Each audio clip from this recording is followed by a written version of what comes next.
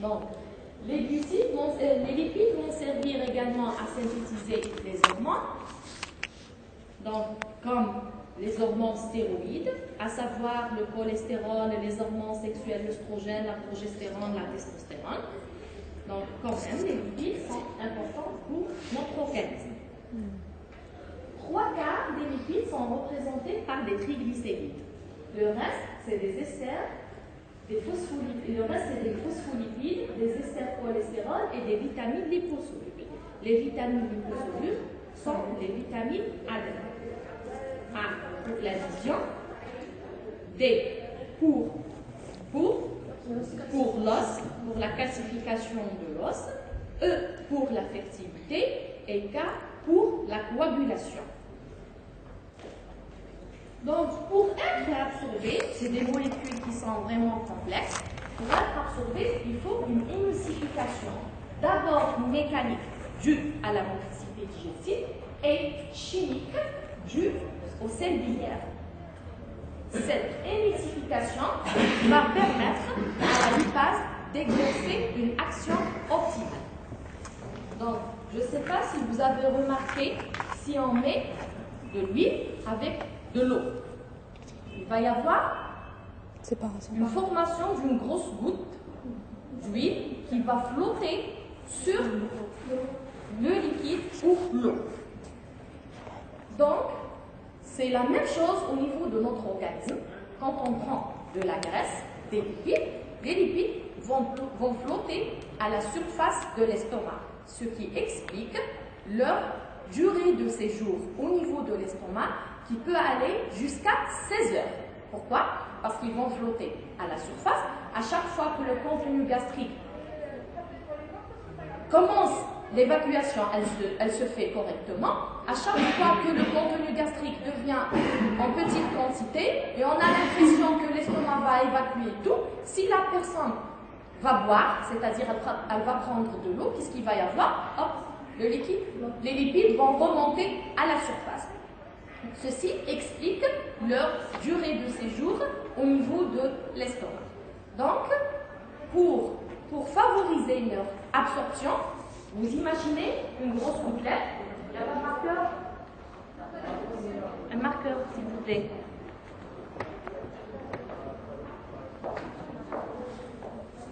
Donc, il y a une grosse goutte de lipides. La grosse goutte de lipides, si on imagine une goutte comme ça, la lipase va intervenir à la surface. Donc, elle ne va pas intervenir à l'intérieur. Donc, la surface d'attaque sera petite et elle ne va pas dégrader les lipides qui se trouvent à l'intérieur de la goutte. Donc, la lipase, elle va dégrader les triglycérides et elle va donner du monoglycérol avec des acides gras.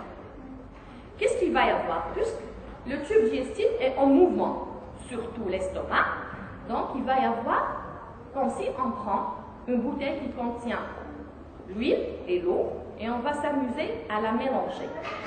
La grosse gouttelette, elle va se couper en petites gouttelettes, ce qui augmente la surface attaquable par la lipase. Donc, au lieu d'attaquer la surface de la grosse gouttelette et elle ne parvient pas au centre, donc elle va attaquer des petites gouttelettes.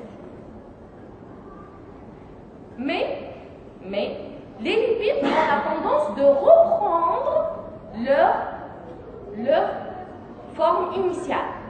C'est-à-dire ils ont tendance à revenir à une forme de grosse gouttelette.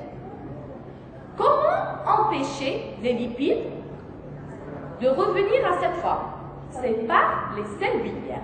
Les sels biliaires vont se déposer à la surface des grosses gouttelettes et des petites gouttelettes plutôt, ils vont les empêcher de se réunir. C'est clair? On a une grosse gouttelette, la lipase ne peut pas intervenir uniquement à la surface, donc il y aura le milieu qui ne sera pas dégradé par la surface. Grâce à la motricité digestive, c'est l'émulsion mécanique, il y aura la grosse gouttelette sera coupée ou fragmentée en petites gouttelettes. La lipase va intervenir pour dégrader les lipides, pour empêcher les petites gouttelettes de devenir une grosse gouttelette. il va y avoir l'intervention des sels biliaires qui vont se déposer à la périphérie et qui vont empêcher les petites gouttelettes de se réunir. C'est l'émulsion chimique. Et par conséquent, on aura une action optimale de la lipase. Lorsque il y a une fragmentation de la grosse gouttelette, il y aura une formation des petites gouttelettes, la lipase va intervenir, elle va dégrader les lipides et les sels biliaires vont se déposer à la périphérie. Il y aura par conséquent la formation de micelles. C'est quoi la micelle? Elle est constituée de sels biliaires, d'acides gras et de monoglycérine regroupés en amas, dont la portion polaire se trouve au centre. Je suppose. Pardon? Non polaire, excusez-moi. Non polaire se trouve au centre. Les lipides possèdent, vous avez vu la membrane cellulaire, vous savez que les lipides possèdent une portion polaire et une portion non polaire. Ici, la portion non polaire va se déposer au centre des micelles. Les micelles, donc, après une émulsion mécanique, la lipase va intervenir, elle va dégrader les lipides, une émulsion chimique grâce aux sels biliaires, la formation de micelles qui vont contenir des sels biliaires, des acides gras, des monoglycérides regroupés en amas. On aura les vitamines liposolubles qui sont non polaires et qui vont se trouver au centre de la micelle. La micelle, elle va se rapprocher de la lumière intestinale, de la paroi intestinale. Elle va se briser et elle va libérer son contenu qui va passer par une diffusion simple, parce que c'est des lipides. Donc, elle va passer par une diffusion simple vers l'entérocyte. À l'intérieur de l'entérocyte, on a des acides gras, on a des monoglycérides. Il y aura une resynthèse des triglycérides. C'est-à-dire, on a dégradé les triglycérides pour favoriser leur absorption par la lipase. Une fois qu'ils sont dans l'entérocyte, elle va resynthétiser les triglycérides et elle va les coupler avec une protéine porteuse. Les triglycérides avec la protéine porteuse s'appellent les chylomicrons. Les chylomicrons vont, au lieu de passer dans la circulation sanguine, ils vont passer dans la circulation lymphatique pour aller vers le canal thoracique, puis ils vont repasser dans la circulation sanguine. Après, il va y avoir leur passage soit vers le foie, mais surtout vers le tissu adipeux, où il va y avoir un stockage au niveau de la cellule adipeuse, qui vont former de la graisse. C'est clair? Voici les schémas qui vont vous expliquer à peu près l'émulsion mécanique, l'émulsion chimique. Donc ici, c'est l'estomac. Grâce à la motricité gastrique, il y aura la formation de petites gouttelettes. L'intervention de la lipase qui va dégrader les triglycérides en acides gras. Les sels biliaires vont se déposer à la périphérie. Voilà. C'est une micelle, sels biliaires et les lipides non polaires au centre.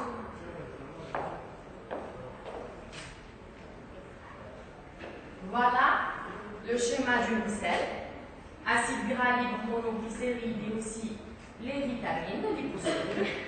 Elle va se rapprocher de la lumière intestinale. Elle va passer par diffusion à l'intérieur de l'entérocyte. Au niveau de l'entérocyte, il y aura une resynthèse des triglycérides à partir des acides gras et des monoglycérides. Ils vont être associés à une protéine porteuse qui est le chylomicron, et ils vont passer par la suite par une exocytose vers la circulation lymphatique. Tu reprends? Oui. Oui? Bon. On a une motricité gastrique. Motricité digestive et en particulier la motricité gastrique. La motricité gastrique, elle va dégrader ou elle va fragmenter la grosse gouttelette. Il y aura la formation, s'il vous plaît, il y aura la formation de petites gouttelettes. À ce moment, la lipase va intervenir. Elle va dégrader les triglycérides. Et les sels biliaires vont se déposer à la périphérie pour empêcher les petites gouttelettes de se regrouper. Donc, on aura la formation de micelles. Ces micelles sont constituées de sels biliaires, d'acides gras, de monoglycérides et aussi des vitamines liposolubles. On a dit les lipides non polaires vont se retrouver au centre et les lipides polaires, bien sûr, à la périphérie. Voilà le schéma du micelle qui va se rapprocher de la membrane apicale. Elle va passer par diffusion, c'est une absorption passive. À l'intérieur de l'entérocyte, comment elle va passer? Ce n'est pas la micelle qui va passer à l'intérieur de l'entérocyte. La micelle, elle va se rendre. Le contenu, c'est ça que ça veut dire. Le contenu va passer à l'intérieur de l'entérocyte et les sels biliaires, qu'est-ce qu'ils vont faire? Ils vont entrer dans la constitution de nouveaux micelles. Et le mécanisme se continue jusqu'au niveau de l'iléum où il va y avoir une absorption des micelles. C'est le cycle entérohépatique. Donc la micelle, elle va se rendre, elle va libérer son contenu, qui sont les acides gras, les monoglycérides, les vitamines. Ça va passer à l'intérieur de l'entérocyte par diffusion, c'est une absorption passive. Les sels biliaires vont recommencer leur travail et à l'intérieur de l'entérocyte, elle va resynthétiser les triglycérides qui seront couplés à une protéine porteuse. L'ensemble constitue chylomicron qui vont passer vers la circulation par un phénomène d'exocytose. C'est clair? Passons au gros intestin. Qu'est-ce qui se passe au niveau du gros intestin? Donc, l'intestin grêle, c'est le lieu principal où s'effectue l'absorption des nutriments. Mais aussi, au niveau de l'intestin, il y a une absorption, mais uniquement de l'eau et des électrolytes. Donc, il n'y a pas une absorption. Normalement, au niveau du gros intestin, on ne retrouve pas de protéines, ni de lipides, ni des glucides. Il va y avoir leur absorption au niveau, pour un sujet normal, au niveau du grêle. Au niveau du gros intestin, il est constitué de côlon ascendant, du côlon transverse, du côlon descendant, du sigmoïde et enfin du rectum, qui est contrôlé par deux sphincters. Un sphincter anal interne involontaire et un sphincter anal externe volontaire. Donc, le côlon, c'est la zone de séjour prolongée des aliments, où il y a la production des sels, l'absorption finale de l'eau, l'élimination contrôlée par le rectum. On a dit que, à ce niveau, l'absorption, elle s'effectue sous la dépendance de l'aldostérone. L'absorption de l'H2O est sous la dépendance de l'aldostérone. Donc, les aliments qui vont arriver au niveau du côlon sont les aliments non digérés. C'est les déchets.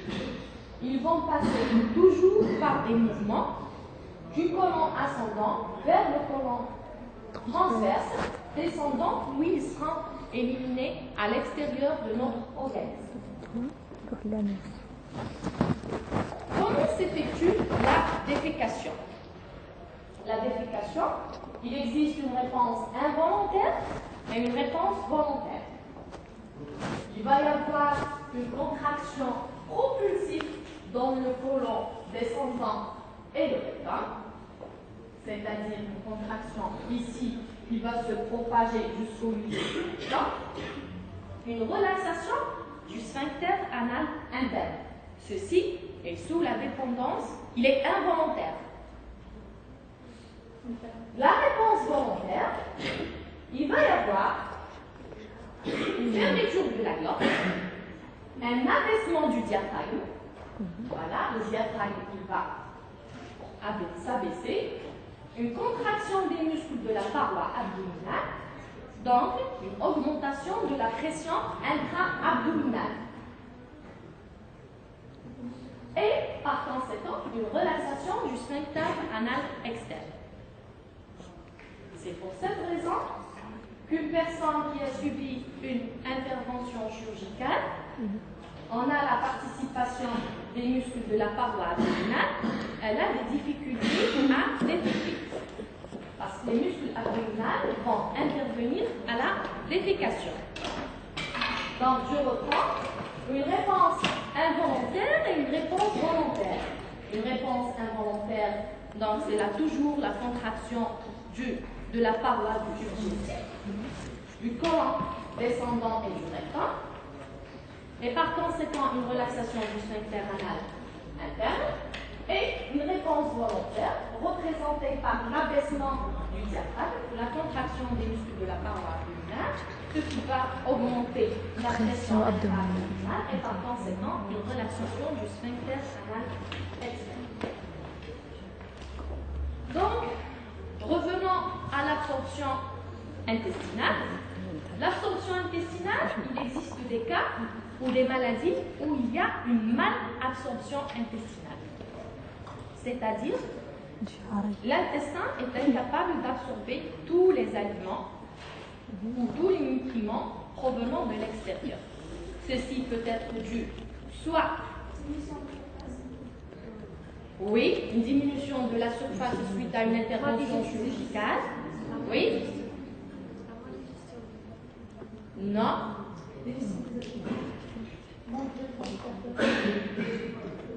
oui. Ça peut être dû à une maladie auto-immune comme la maladie cœliaque. La maladie cœliaque ou l'intolérance au gluten, qui est une maladie caractérisée par une allergie à un constituant qu'on appelle le gluten.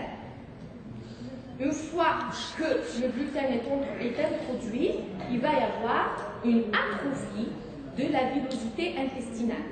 C'est-à-dire que la paroi intestinale, le nombre de villosités au niveau de la paroi qui vont permettre l'absorption des aliments va diminuer. Il n'y aura plus de villosité. On parle de l'atrophie des villosités intestinales. À ce moment, la personne, ça c'est d'origine auto-immune, ça peut être d'origine parasitaire et ça peut être dû à une résection au niveau de l'intestin. Ça peut être dû à un déficit au niveau des enzymes à l'intérieur de l'entérocyte qui sont responsables de la dégradation, même dans la lumière. Ça peut être dû à un problème pancréatique. Ça peut être dû à un problème au niveau des transporteurs. À ce moment, la personne qui présente une malabsorption, la malabsorption des protéines, elle sera responsable d'une fonte musculaire et une perte de poids. C'est-à-dire le muscle va s'affaiblir et on parle de fonte musculaire avec une perte de poids. La malabsorption des glucides sera responsable d'une fermentation au niveau du côlon et par conséquent un ballonnement abdominal. La malabsorption des lipides se manifeste par la présence des lipides au niveau des selles et on parle de stéatorée. Et elle sera aussi responsable d'une diminution du poids de la personne, qui peut être due aussi à une carence de sel biliaire. La carence de sel biliaire peut donner aussi une malabsorption des lipides. La malabsorption, elle peut se manifester aussi par une anémie. Une anémie qui est due à un déficit de l'absorption de fer, à un déficit de l'absorption de la vitamine B12. Une carence de calcium peut entraîner une fragilité des os.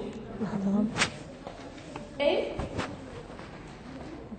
une carence de l'absorption des vitamines, comme la vitamine K sera responsable d'un saignement, un problème de la coagulation.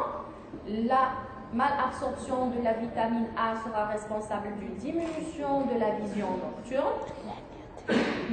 Et aussi, la malabsorption de la vitamine D sera également responsable de... C'est toujours dans le cadre de la malabsorption des lipides. Si on a une malabsorption des lipides, on aura systématiquement une malabsorption de la vitamine D. Et par conséquent, une diminution de l'apport de la vitamine D, ce qui entraîne une diminution de la fixation du calcium au niveau des os et par conséquent, l'apparition des fractures spontanées, des fourmillements, des paresthésies. C'est clair? Maintenant, qu'est-ce qui se passe au niveau du côlon? Si vous voulez dire les problèmes de la constipation. Pourquoi des personnes se plaignent de la constipation? C'est quoi d'abord la constipation? La constipation s'explique par des matières fécales dures et difficiles à déféquer. On parle de la constipation. La constipation, elle se voit surtout pour une personne qui ne prend... Non, c'est la conséquence. C'est la conséquence de la constipation. Donc, la constipation, elle se voit chez une personne qui ne prend pas beaucoup d'eau, qui ne prend pas de fibres, c'est-à-dire qui dit les fibres, dit les légumes et les fruits, et aussi une personne qui ne marche pas. Ces facteurs vont entraîner une augmentation de la durée de séjour des selles au niveau du côlon. Et à chaque fois que les selles restent dans le côlon, qu'est-ce qu'il va y avoir? Une absorption de l'H2O. Donc, ils vont devenir de plus en plus durs. C'est la première cause. Il peut s'agir d'une cause neurogène, c'est-à-dire un problème de l'innervation au niveau du côlon. Il peut s'agir d'un problème myogène, un problème du muscle lisse au niveau du côlon qui s'observe dans certaines maladies de système comme le lupus érythémateux disséminé et la sclérodermie. C'est des maladies auto-immunes. On appelle les maladies de système.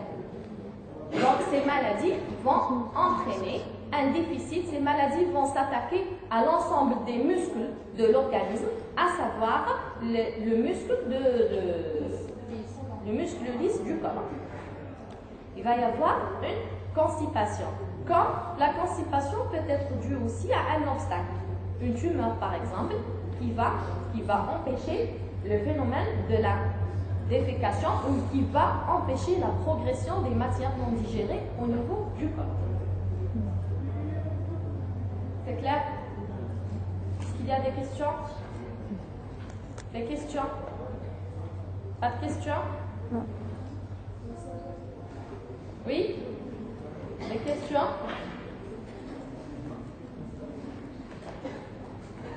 C'est la dernière séance. Si vous avez des questions concernant la physiologie digestive, vous pouvez les poser maintenant, s'il vous plaît. Les cours, pas de questions?